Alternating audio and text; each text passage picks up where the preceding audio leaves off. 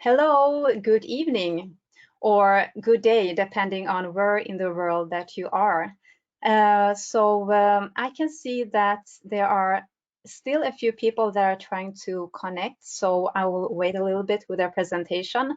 But in the meanwhile, I will present myself. So my name is Solli, and this evening we will be talking about how you can tether in food photography.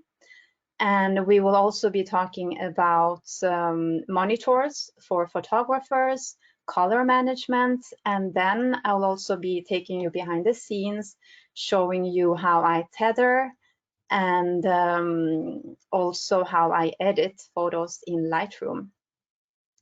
I would also like to thank our hosts of the webinar, Park Cameras, Tether Tools, BenQ, and x-rite. And I think we could, I see that most of the people are connected now. In any case, this webinar is going to be recorded, so you will all receive a link in the end. So I'll just remove my web camera. There we go. And I hope that you all can see my presentation. Let's see. Okay, perfect.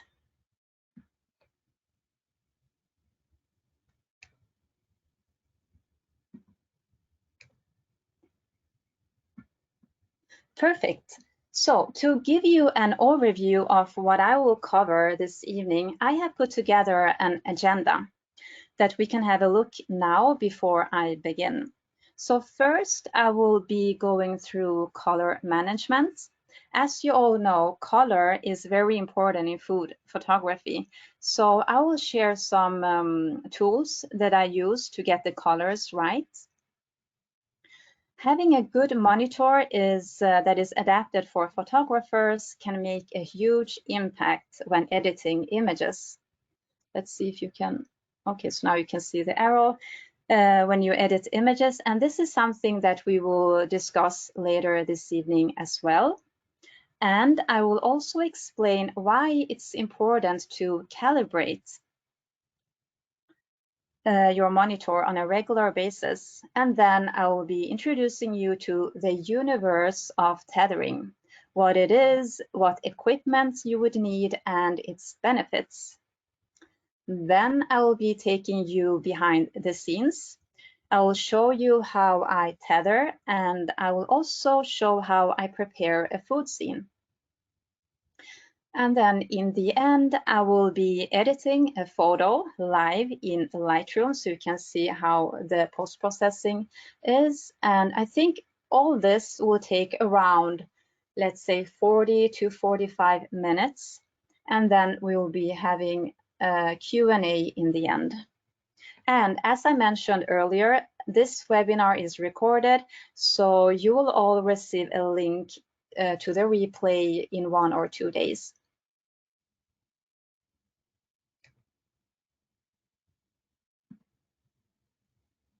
Before beginning with the presentation, I would like to introduce myself to those of you who don't know me. So my name is Solli Kanani. I'm from Sweden, but I'm based here in Paris, in France, since almost a little bit more than 10 years now. That said, I'm not a native English speaker, so if there is any awkward pause, don't worry. Just means that I'm trying to find the correct word in English. So today I work both with brands, restaurants, and hotels, capturing plates of Michelin-starred and award-winning chefs. And I was also shortlisted in the prestigious Pink Lady Food Photographer of the year 2020 with these 4 photos. And I was also a finalist in the Chef's World Summit Food Photography competition last year. And I'm also a Nikon partner and an x-rite photo colorati and a BenQ AQ color expert. You can follow me on Instagram. I have 2 accounts, one for landscape photography and one that is dedicated for food photography. And last year, I created a YouTube channel devoted for food photography. And there you can actually find a few tutorials, and there will be new episodes coming out very soon too. And you can find the link here. So it's the Linktree link, or you can also go to my food Instagram account, and there you can click on the link that is in the profile. And I'll just be showing you a part of my portfolio so you have an idea of what kind of photos I shoot. So as you can see, I love doing these dark and moody photos like these, and also macro shots, close-up shots on fruits and vegetables, but of course I also do bright and high-key photos. So it's a mix of everything. So let's move on. So in food photography, colors plays an important role. As we can't touch, feel, nor smell the food, we have to create an interest by visually showing something that can evoke an appetite in the eyes of the viewer. And that is why it's crucial to get the colors right. In the beginning, I often struggled with white balance. My photos were often either too cold, like this one, or too warm, like this one. I had a hard time getting the white balance correct. So here is the milk in the bottle. But just because the subject that you are photographing is white doesn't mean that it will remain white in your image.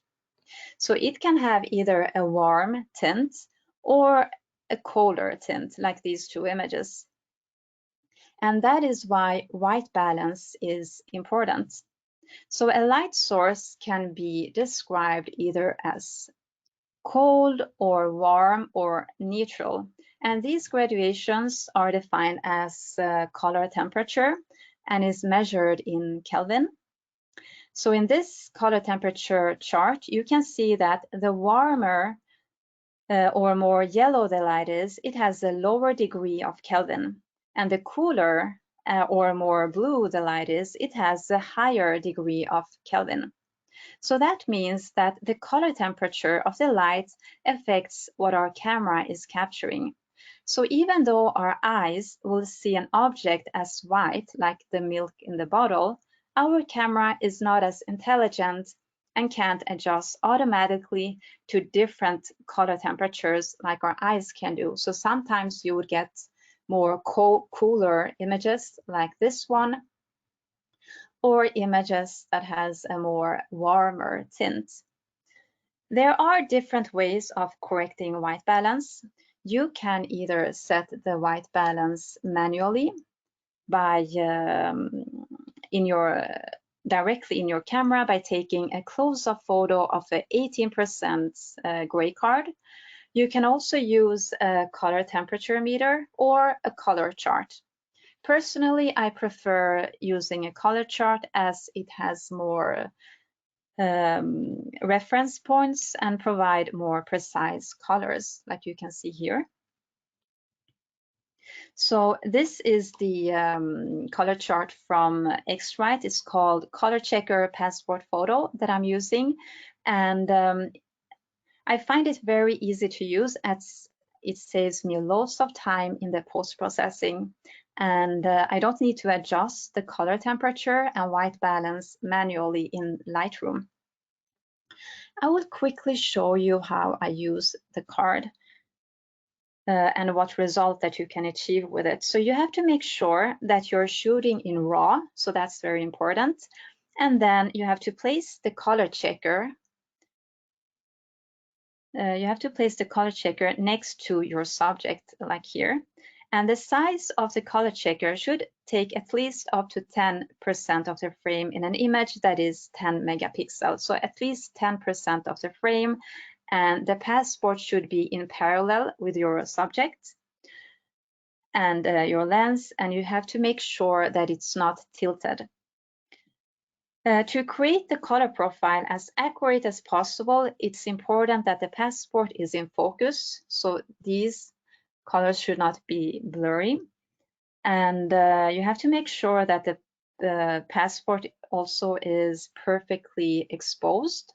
So the image should not be too dark or too bright. So when you are done with your shooting, you simply create a customized camera profile in your post-processing software, and that doesn't take more than a few seconds. Here you can see an example of the result.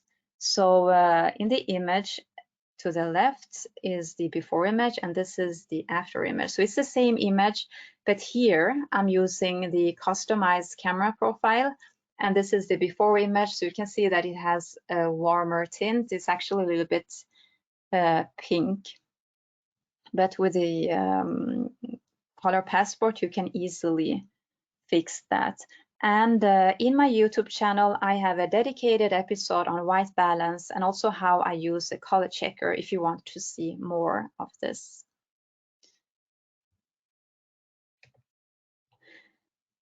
Let's move on to monitors. If you print your photos or simply publish them online, then a monitor for photographers is very useful. So before, I was editing using this screen of my iMac. I had an iMac before and the MacBook Pro. But then I discovered that there are monitors for photographers. So today I'm using this monitor from BenQ SW321C with a 32-inch panel, which is a very powerful monitor that I recommend. In fact, BenQ, they have a whole series of monitors for photographers in different sizes. And the most important features that all these monitors have are that they measure 24 inches, and some of them are bigger, like this one, 32-inch, and they all have 4K resolution. And 4K resolution provides exceptional accuracy of details and texture, and that's perfect for people like me who loves macro shots. So here I can really dive deep in the images to make sure that everything is sharp.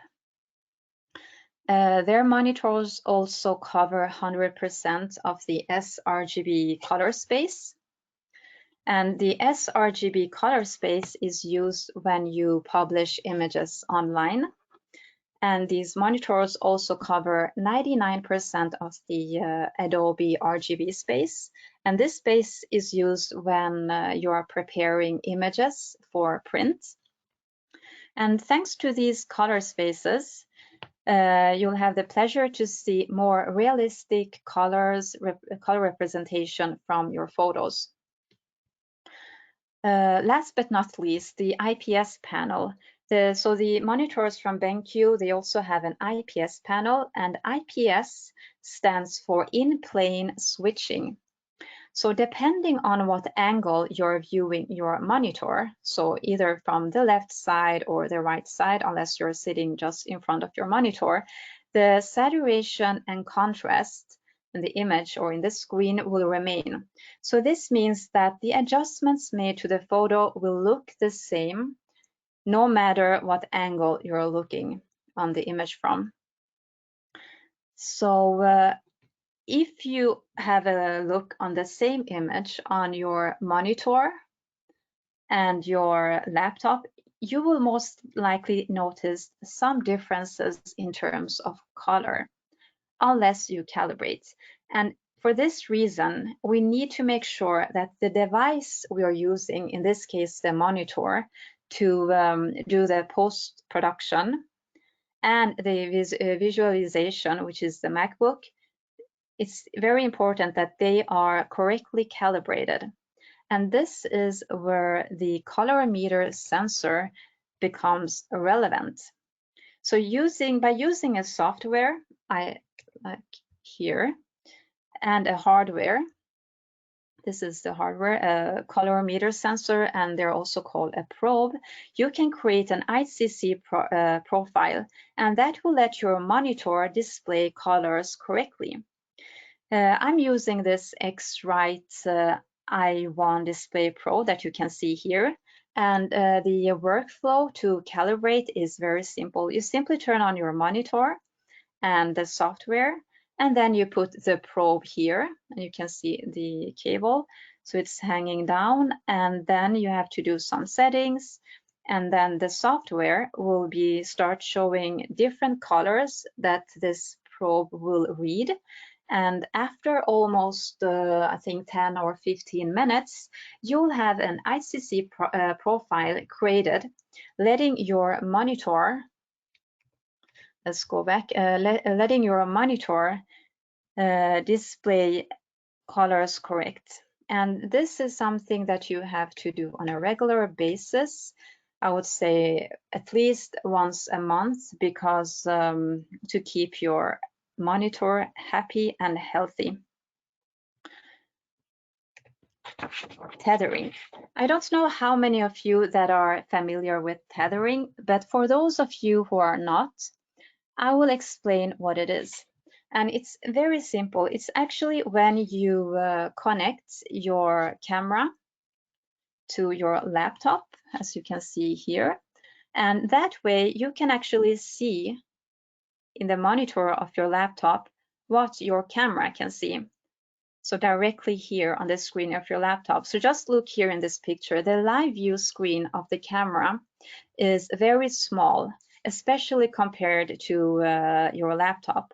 And if you want to have even a bigger visibility than your laptop, you can actually connect your laptop to a monitor.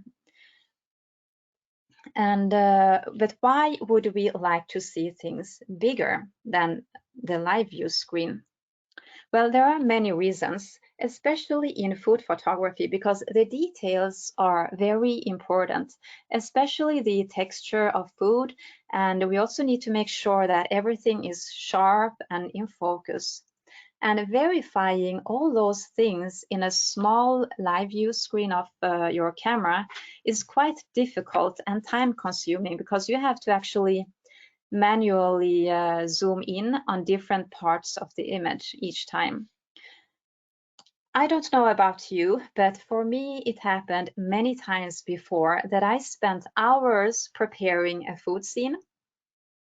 And then when I had removed everything from the scene and was importing the photos, I noticed that some details that I wish I had seen before to change. So it could be, for example, repositioning different subjects in the scene, remove or replace them.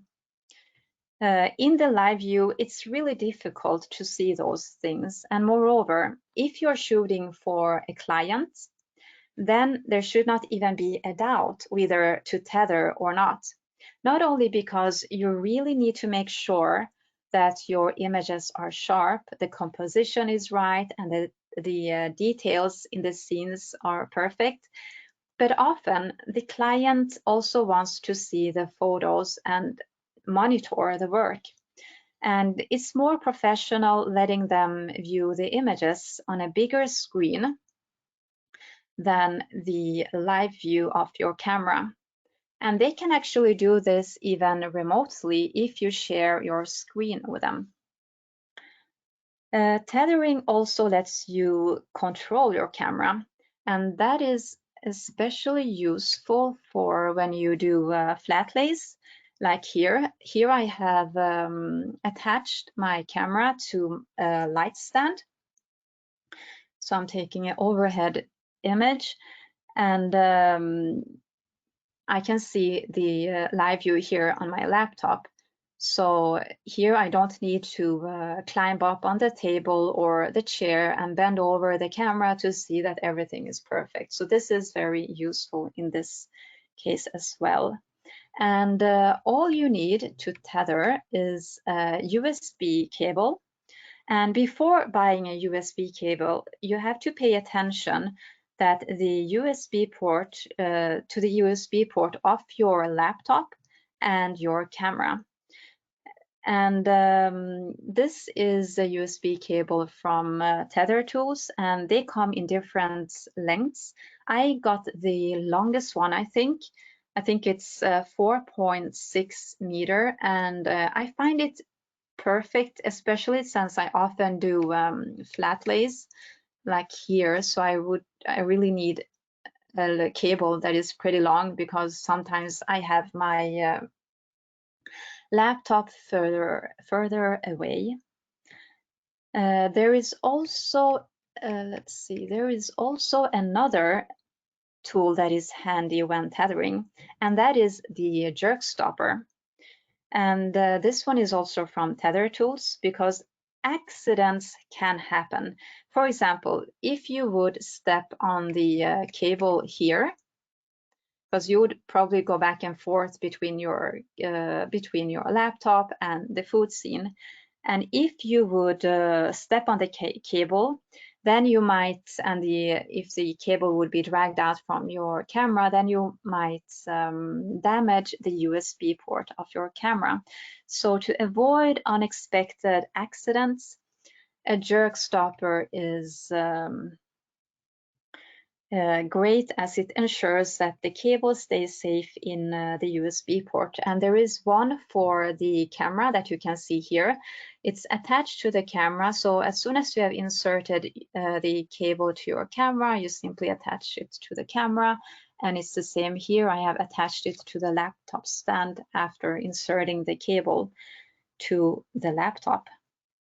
Earlier, I mentioned the benefits of tethering, and there is one more thing I would like to add to that list, and that is that you can have your images imported straight to your computer and Lightroom if that's the software that you're working with.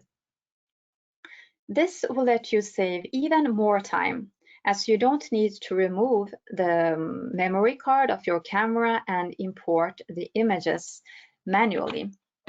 And in my YouTube channel, there is a dedicated episode where I show how you can do that.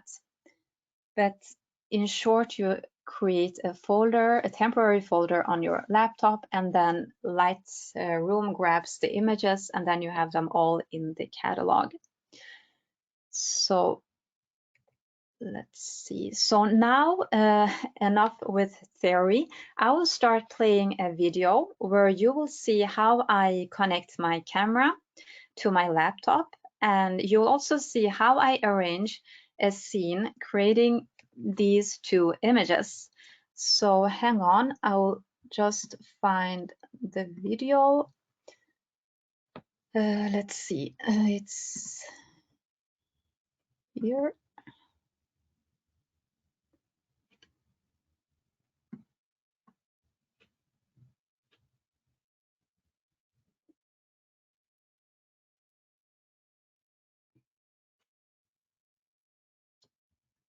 I'll put it on widescreen and on full screen, and here we go.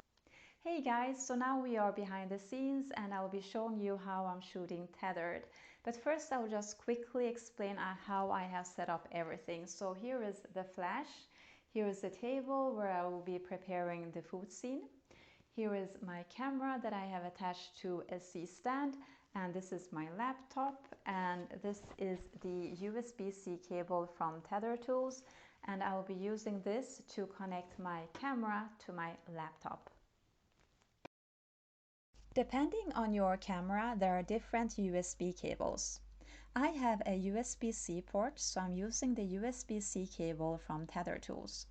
So here I've inserted the cable to my camera, and I have already attached the jerk stopper. So once the USB cable is in my camera, I simply attach the jerk stopper to keep it in place.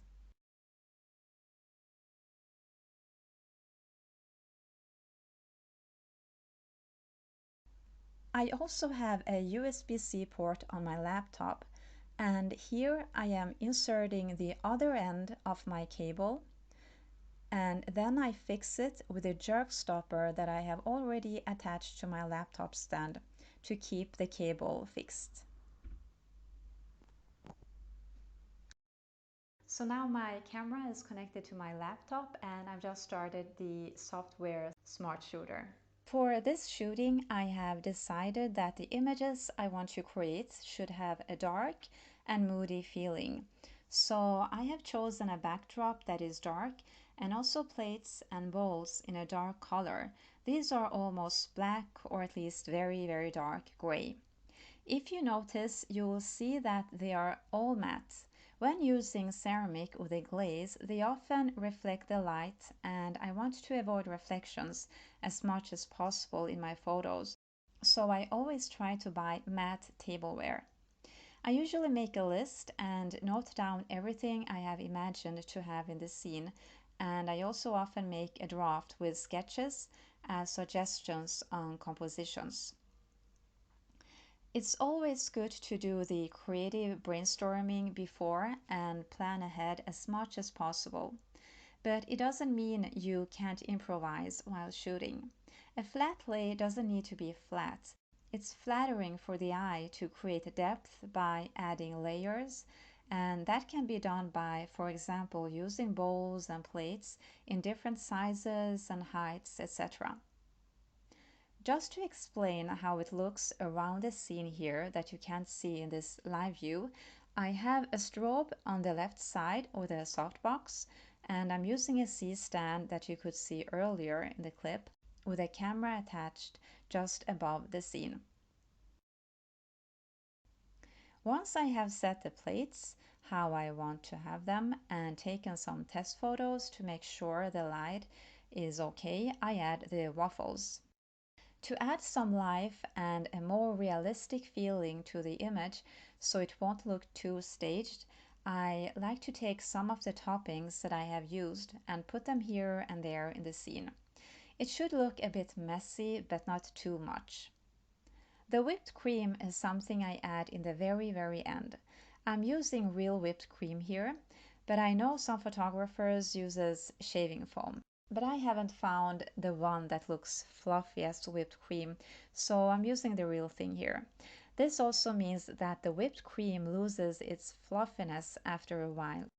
In the sidebar to the left, you can see that you have all the camera settings, so you can control your camera from the software, and you can also drag the focus point and see where you want to have it in the scene. So here I feel the scene is ready, and I put the focus point on the waffle, the hero waffle in this image, and as soon as I have pressed the shutter, the image will be imported straight to Lightroom. Here I have a quick check to see if everything is okay in terms of light and sharpness. You can see in the histogram it's a bit underexposed, but it's dark and a moody image, so that's perfectly fine. Now I'm moving on with a second shot. It's an angle shot around 45 degrees. The plan here is to dust icing sugar on top of the stack that I have built with the waffles. The reason why I don't want to do a straight on shot is that I want the viewer to see more of the waffle that is on the top and also the topping, and we wouldn't see much of it with a straight on shot. You can't see it here, but to the left of the scene I have my strobe with a softbox, and the camera I have attached to a tripod that is just in front of the scene. As I will be standing next to the table dusting the sugar on top, I will need to shoot on remote. In Smart Shooter you have a function called time lapse. There you can set how many images you want to have taken and with what interval.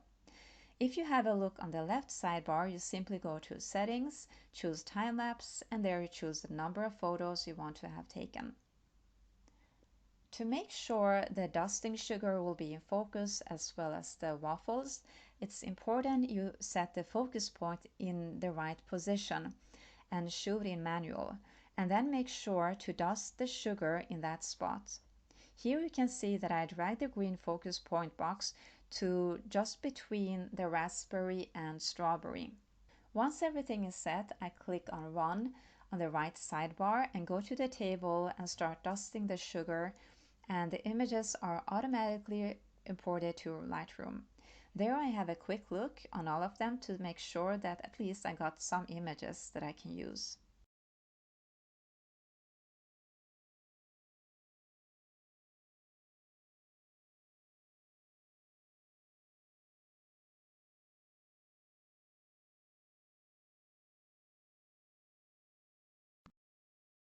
Okay, guys, I'm back, and let's see if I'm just going to try to find the correct slide.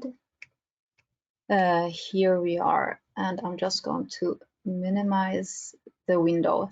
Perfect. So let's have a look on this image. So as a shooting can take hours, and I only showed you a short part of it, but I hope that you found it useful. As I mentioned in the video, planning is important. And I actually made 2 sketches for these images. Let's see if I can show you them. So I made a sketch for the flat lay and for the angled view. In the first webinar that I had last year, I'm going through compositions, and I think that we can put a link to that webinar when this webinar is uploaded, so you can have a look on that one. And then I also have an episode on my YouTube that is dedicated to compositions if you want to see different composition styles. But I will just explain what kind of composition that I used here that I didn't mention in the video, and that is the golden triangle. So the golden triangle is when you draw a line from one of the corners, so it could be this or actually any of the corners, so this one to the opposite one, so let's say here, and then you draw another line to the diagonal and creating 90 degrees here.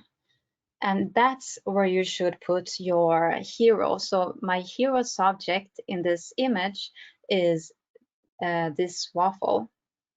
So the image looks, I mean, our eyes will be attracted directly or drawn directly to this one. And it's more eye-pleasing than if I had put this plate here in the corner or here or anywhere outside this the line.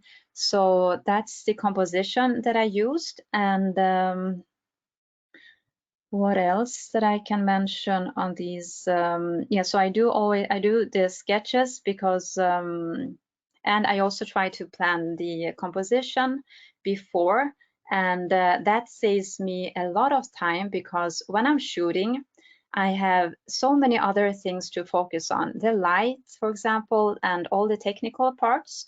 So if I have one sketch or several sketches ready, it's easy for me to create the scene that I had in mind, and I will not forget about any details. So that's something that I really recommend you to do. And what else here? I don't think I mentioned it before, but it's also nice in a flat lay to add some movement.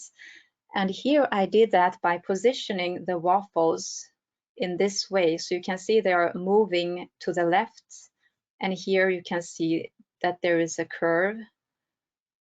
And these small jogs are directed to the left, and I put the forks not straight, but they are directed straight up and a little bit to the left, and all that is to create some movement in the flat lay, so we have some more life. And yeah, I also like to add some of the topping on the table in the scene, not too much, but at least a few to make it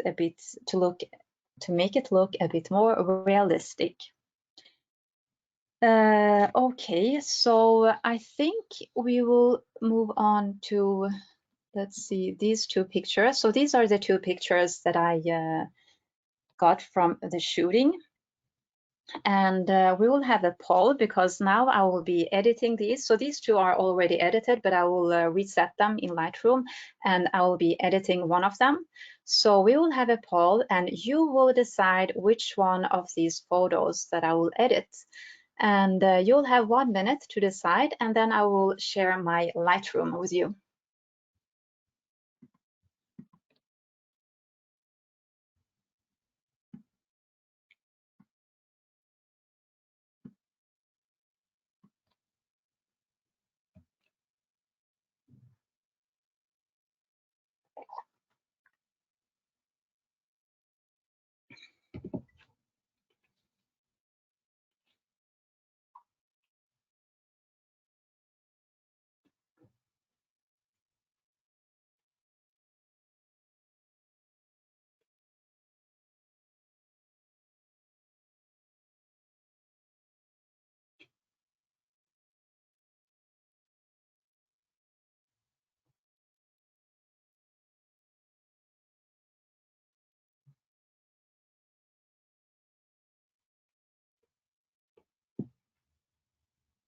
Okay, I can see that nearly almost everybody have voted now. So let's see if I can get the results.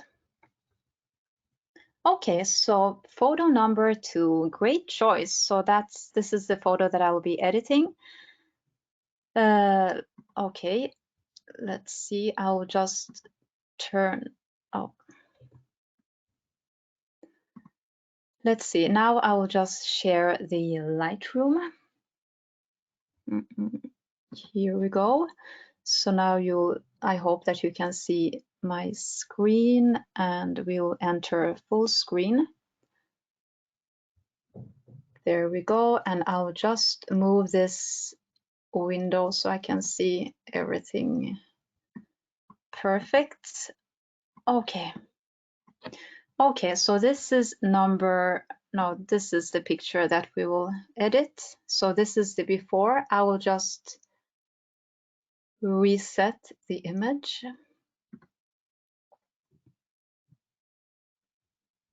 Okay, perfect. So, sorry guys, I just need to drink a little bit more water. Okay, so in Lightroom, I have already prepared and I have created a color profile thanks to the x-rite color checker passport that I mentioned before. So that's the first thing that I will do here. I will be looking for the color profile, and I just need to go to browse, and I named it waffle, so it should be somewhere here, I hope. Let's see if we can find it. There it is. So that's the camera profile that I created. And now it's time to add my artistic style. So the first thing that I do is to look on my image and find things that I don't like. And there are a few things. I can see that the whipped cream here is overexposed, so that's something that I need to fix. And then the berries here, the blueberries are a bit dark. So are the raspberries. So that's something that I need to fix. And I think the dusting sugar here is also a bit overexposed, so I will fix that too. So in the beginning, it's always good to see what you want to fix and then start with the challenge. So the first thing that I do is that I go down here in the sidebar panel, and you have to make sure that the checkbox for remove chromatic aberration is checked, and that you also check the box for enable profile correction. And why do we do this? Because when you enable lens profile correction, then Lightroom will make adjustments and correct any distortion or vignetting that has been created by your particular lens. So you have to look for your lens as well. So I was using a Nikon, and the model it already found it was the 50mm. So now we are good to go.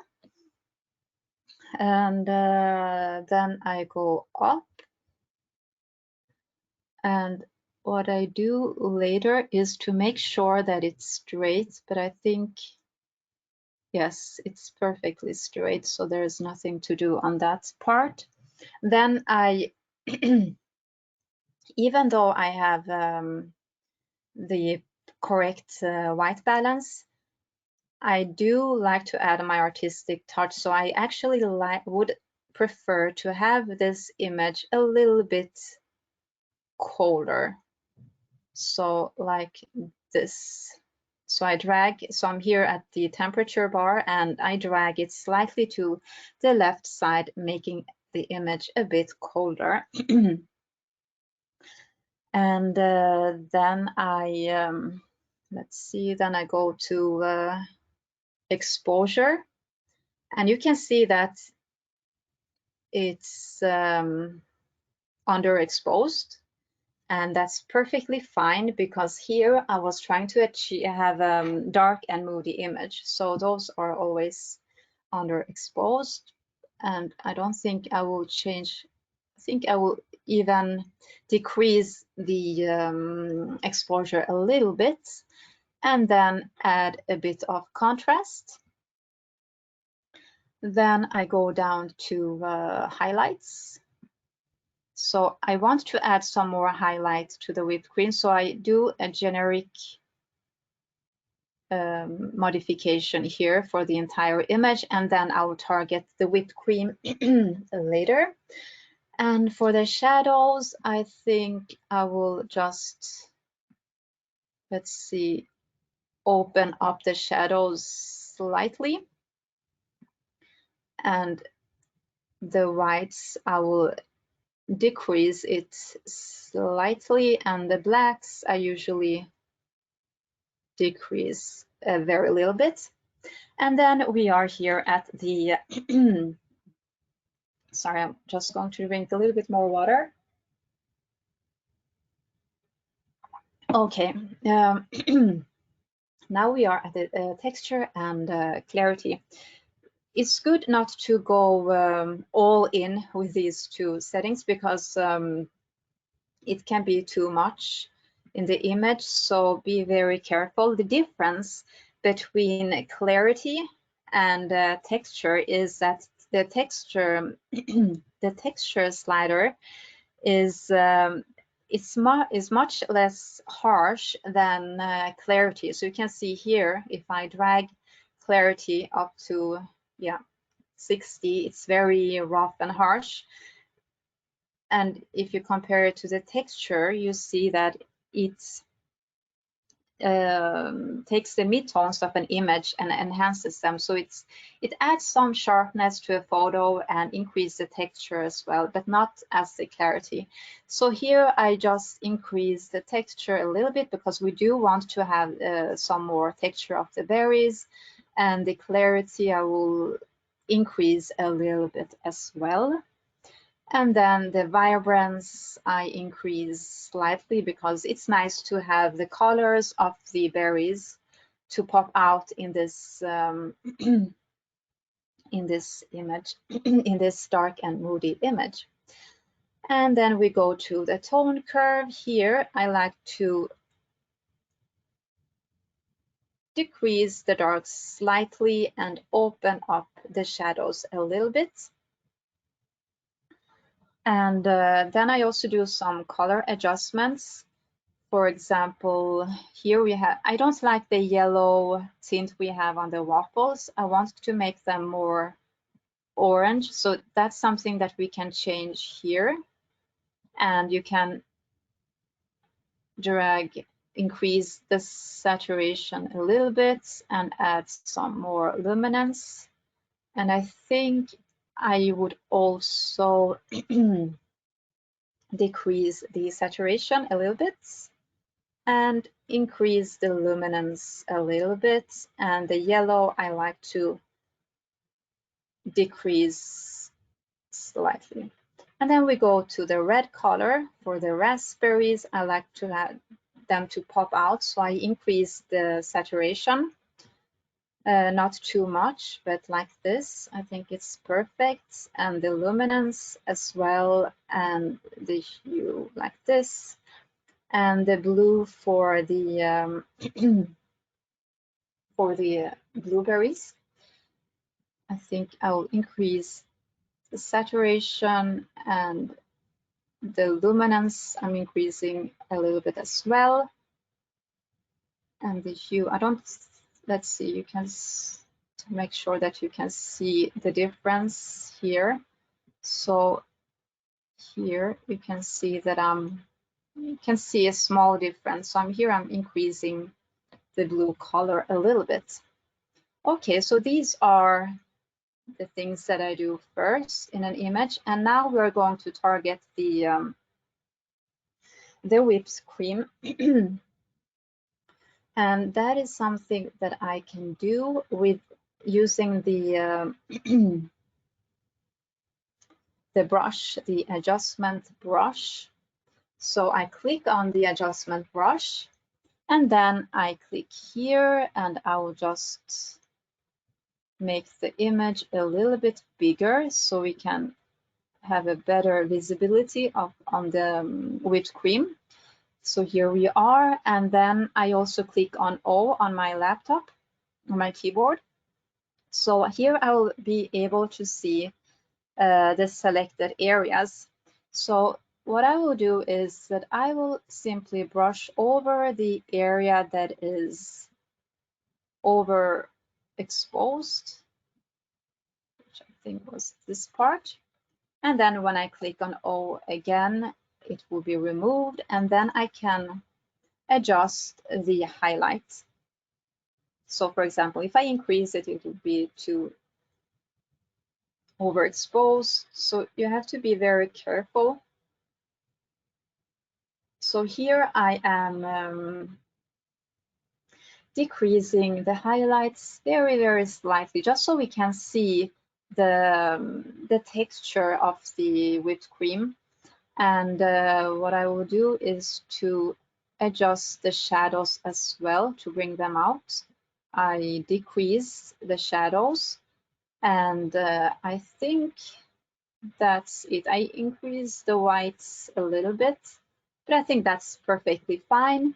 And just to show you the before and after on the whipped cream. So this is the before. I will just enlarge the image a little bit more here. So this is the before, and this is the after. So it's a very, very small difference, but it makes more impact, a better impact on the overall image. And I think we will do the same here. I will add another brush here and show the selected overlay, and I will create a bigger brush, and then I think it was only this part then that I brushed over, and then I will make a few adjustments here as well. So the highlights I will, okay, so this was not reset. I think I need to, yes, let's see what I did now. I have to create a new, let's see. I'm just going to enlarge this because I made a modification. Let's see if it was the highlights. No, here. Perfect. Okay, so done. You click on done when you're done. And then I want to add a new brush and correct the glazing sugar. So here I'm just brushing over the part or the area that is overexposed. And then I click on O again to remove the highlighted area, and then I will, so this should be set to 0. I'm just going to fix that. Just give me a second, like this, and then I'll add it again. Okay, so let's see here, and I'll remove that, and here I'll just decrease the shadows a little bit and decrease the highlights slightly. And I also want to add some extra texture and clarity like this, and then I'm done. Let's see. So now I have fixed the whipped cream that was underexposed and the powdered sugar as well. And now I want to adjust the raspberries that I find to be a bit too dark, and I will use the brush again. So this is not set to 0. Let's see, I'll just do that now. Done. Okay, and now it should be fine. Perfect. So I'll begin with the let's say the raspberries. So here we have a pretty dark part. I'll make a smaller brush. So here you can actually, I didn't mention it before, but you can actually change the size of your brush. So here, since the raspberries are small, I want a smaller brush. So I click here, and then I'm just going to brush over the part that is in shadow and that I want to have open up the shadows. So I'm brushing these raspberries, let's see, and then I will open up the shadows a little bit like this, and the highlights a little bit, and yeah, not so much, but a little bit. I'm increasing the exposure as well, but just very, very slightly. And then I want to add some extra texture and clarity. Let's have a look and see on the before and after. So you can see it's a slight difference. Let's see if I minimize the image so you can see the overall difference. So here is, so now you can see that they are popping out a little bit more. Now I'm done with the raspberries, and I will start to brush the blueberries. So I clicked on the brush, created a new brush, and now I will simply brush the blueberries that are in the shadow like this, and maybe this too. So it's important that you don't brush on the part of the berries that are already, that has a good exposure. So only on the part that is underexposed, like that. And then I will open up the shadows and increase the highlights, and maybe add a little bit more exposure and add some more texture and clarity to those berries. And I think I'm done there. So that's, let's see what else. I think I will also do something with a strawberry. I'm using the brush again, and I'm just going to brush the part, the side that is shadow, and open up the shadows by increasing the shadows, and also a little bit of exposure and add some contrast. So it's just very, very small adjustments. So if you want to see your changes on the overall image, you just click on Y. So here you can see the difference.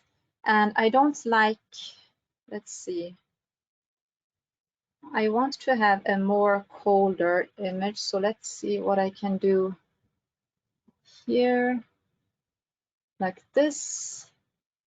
And then I will, this is what I don't like. So we have, as you can see, I hope that you can see that we have a tint of magenta here. And that's something that I don't like. I find it disturbing in this image.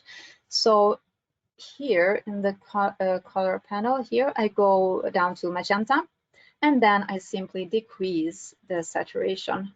So you can see that is removed. I'm not sure if there is any purple. Yes, there is a little bit purple, so I'm decreasing the purple as well. So now the background is entirely black as I wanted it. And I think I want to add some more contrast to the image like this, and not very happy with the waffles. I think I will increase the orange a little bit and make it a little bit more red, something like this, and then decrease the yellow a little bit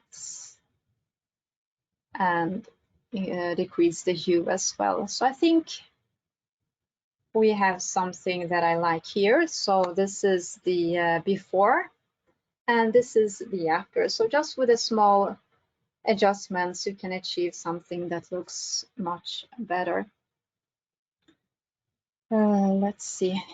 So that was the short editing. And now I will just remove, go back to my other screen. Hang on. I will just minimize this, and here we are. So now we have reached the end of the webinar.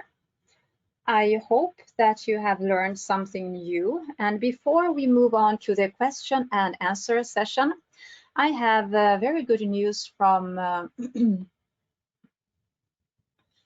Park Cameras. Let's see if I can change the slide. Hang on. Here we go. So they're offering 10% off on x-rite products when you use the code x-rite10 at checkout. And they're also offering 5% off on BenQ monitors when you use the code BenQ5 at checkout. And this offer is valid until 26th of March 2021, only on their website, so www.parkcameras.com. And this code will also be sent to you by email. So let's see.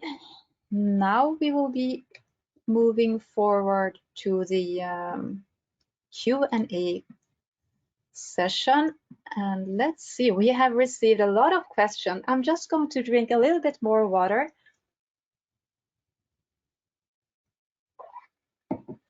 Okay, because I feel that my voice is almost disappearing. So we have received many questions, and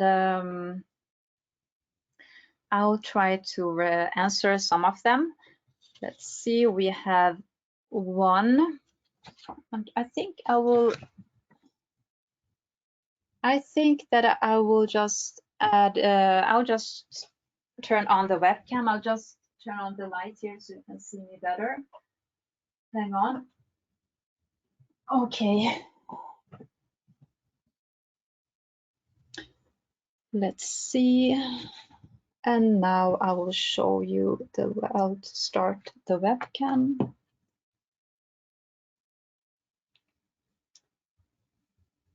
Share my webcam. Great, so I hope that you can see me now. We have received a lot of questions, and I'll try to answer some of them right now. The first one is lighting. So someone wrote, I don't have access to natural daylight, and the conditions are cramped.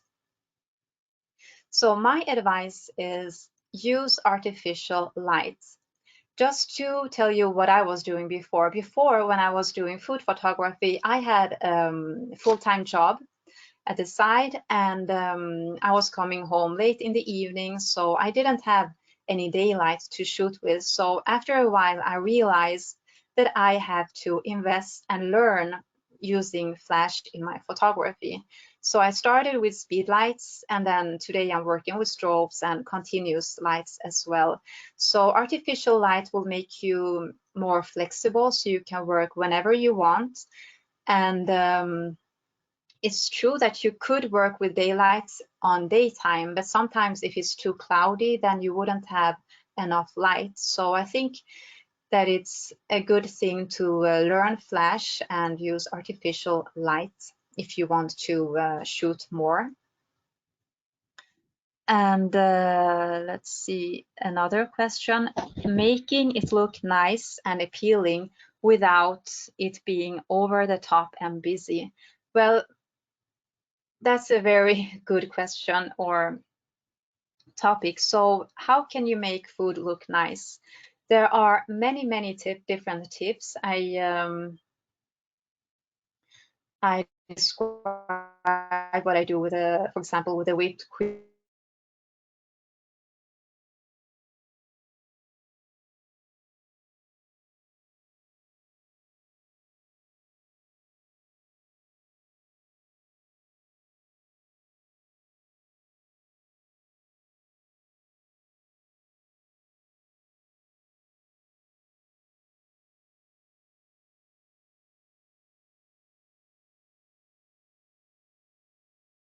photos is, for example, if you have a stew, then I would advise to put aside some of the ingredients that you use. So for example, carrots or herbs or whatever. And then you garnish the stew before you're taking the photo. And something else that I can recommend is, for example, if you're shooting pasta, by experience, I know that pasta, it gets dry very easily. So what I would suggest is to, before you're shooting the pasta, that you take a brush with some olive oil and you just brush the pasta dish with the olive oil, so it will look more appetizing and fresh and not so dry. So there are many things that you can do with food to make it look more appetizing. And regarding the scene of not having a too busy scene, it's like I mentioned in the video, it's nice to use some of the ingredients in the scene, but not too much, because when I started, before I was just taking photos of the plate and the food, but I found it to be very empty and pretty lifeless. So then I realized that it's good to put some ingredients in the scene, but I was overdoing it. So it was crowded and messy with too many things in the scene. But now I've learned to have that it's good to have a balance. So I just add a few of the ingredients near the plate and in the scene. So that's my tip to you. The next question, let's see. There is no sound. I hope, let's see. Can you hear me? Okay, you can hear me now. I hope you didn't lose me too much. Let's see. So the other question is shaping light. There are many ways you can shape light. And hang on, I'll just show you what I'm using. Let's see. I'll bring these things.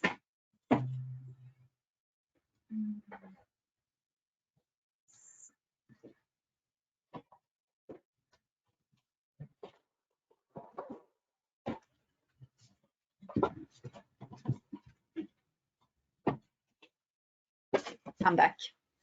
So you could use, to shape light, you could use foam boards, like black foam boards and white foam boards. And these you can actually buy. I think I bought these at BHV in Paris, but you can find them in a hobby shop or a watercolor shop. They also have these.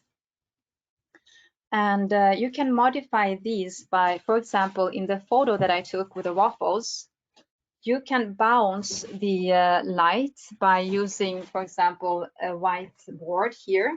So if you have the flash here and you have a subject here, then you can bounce back the light with this white foam board, and then you would decrease the shadows if you want to have a light and bright image.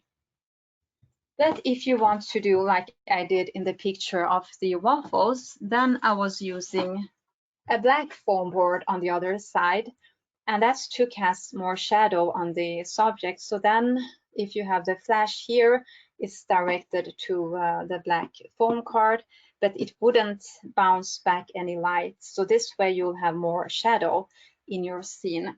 And another way to modify or shape light is to have soft boxes. I can't expand this, but this is a huge soft box, an octagonal soft box. And when I want to do dark and moody photos, then I also add, I don't know if you can see it, but I use this thing. I hope you can see. This is called a Honeycomb Grid. And that is to make sure that I avoid lighting up the entire scene. So the light will be more defined and only hit the subject that I have in the scene. So that's how I modify the light. And you can also use reflectors, of course. And then let's see. We have more questions here. We have one question from Andrea. How do you find clients for your work? Very good question. Actually, it's different. I often get contacted by clients, and that's thanks to my portfolio or website that I have online, and also thanks to my Instagram.